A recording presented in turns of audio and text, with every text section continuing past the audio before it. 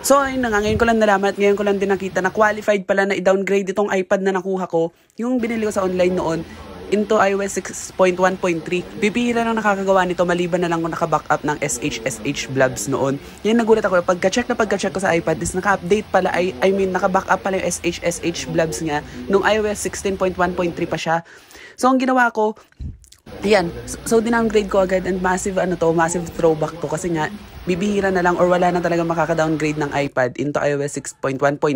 Naalala ko noong 2012, popular yung iOS 6.1.3 na yan at yung iOS 6.1.3, yan yung mga iconic pa yung mga icons as in kasi 'di ba when iOS 7 release, nagbago na lahat yung icons. So ito, nagulat ako talaga, sabi ko, meron siyang SH Blob sa pang 6.1.3. Ayan, tapos na. Ngayon, ang ginawa ko, wala na akong hindi na ako nagdalawang isip, talagang grade ko na siya agad. Ayan, click ko lang yung flash. Tapos click ulit yung flash. Ayan. And ayun. Ito, hintayin ko na lang tumatapos. Click ng, ayan. Okay, yes. Nagulat ako, qualified pa yung iPad na nakuha ko. Ay, pero ito hindi to applicable sa lahat. Nagkataon lang na yun is qualified to 6.1.3. Kung makikita nyo, ayan. Few moments later. Sa iOS 6.1.3. Oh my God! It really? Ito yung dito ako nagsimula, di ba? 2012, naka-install sa iPhone 4 noon, di ba ganito? Kanina days. Hinihiram-hiram ko noon. Ang tinan mo, hindi ka ba naiiyak? Nakikita mo yung logo na kayo.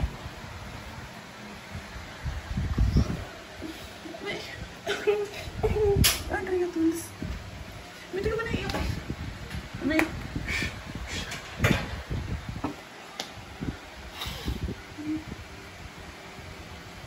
La? Seryoso to?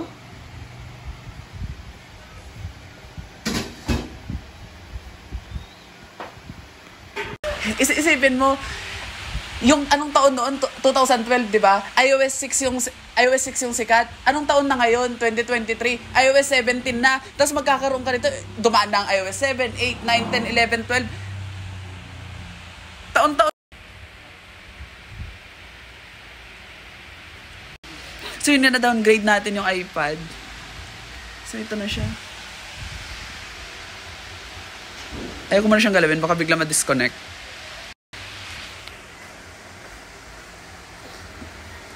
Isipin mo, anong taon yun? 2012, grade 3 ako. Eh syempre, hindi ko pa naman nakikita ko to, iOS 6. Ito yung logo. Di ba?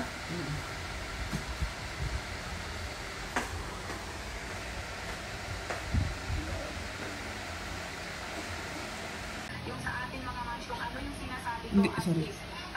Ito. Ito hindi na. Oo, sinusot mo. Ayan, pangalaman daw din.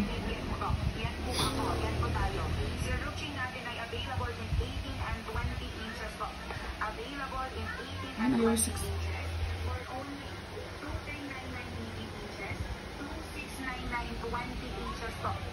Gusto ko makita yung logo. May to, meron siyang animation to eh. Ayun, nakuha ko yun. Ito na. So yun na nga. Ito siya. Gusto ko ito naman, yung itsura. Ganito yung itsura ng noon, yung lumang version ng, ito na may itsura. Naalala mo yung sinet up ko yung Naalala mo yung sinet up ko yung cellphone. Diba nakasulat doon, hello. Yung modern yung screen. Dati, ganito ang itsura niya. Ayan o. Ganito yung mga itsura noon pag nagsiset up ka ng iPhone tsaka iPad. Ayun ang tunog. Wait na ulitin. Ayun. Tapos English. Set up natin siya. Philippines. Ayan. Wait lang. Sabi na lang ako. Yes. Habang nagluluto. May narinig boses mo. Okay lang no? Ha? Narinig boses mo. Sa video. Oo, oo. Andiyan ka. Ah, ngayon. Hindi ako masasalita. Okay lang naman, nag-uusap lang naman tayo. Hindi ako masasalita. Siya para na, di ba? Proud naman ako na masaya tayo sa bahay. Ha? Hindi ako masasalita. Naka-record kasi. Mami. Siya proud Siya, proud ako na masaya tayo dito sa bahay. Dapat maingay. Hindi pwede yung tahimik na pang modern na bahay. Hindi, dapat maingay tayo.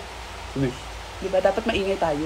Okay na. Ayan, disable. Kapag nagsiset up talaga ako ng iPad, disable ko talaga lagi yung location services.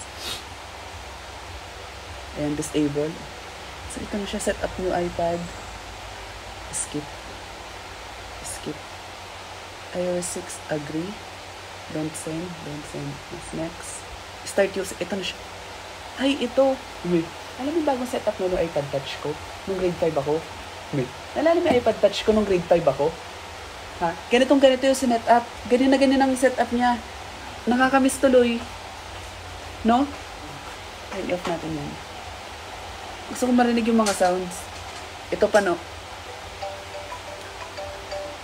Ayun. Ay, yung soundbar. Wait lang. Hinaan natin yung brightness. Ayun. Ang gusto ko dito yung animation pag nagpipicture eh. Ayun. Ay, ano yan? Ay, nakakamiss.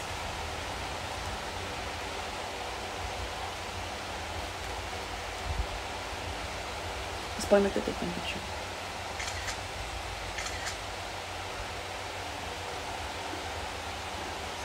Grabe naman, nakakamiss naman po.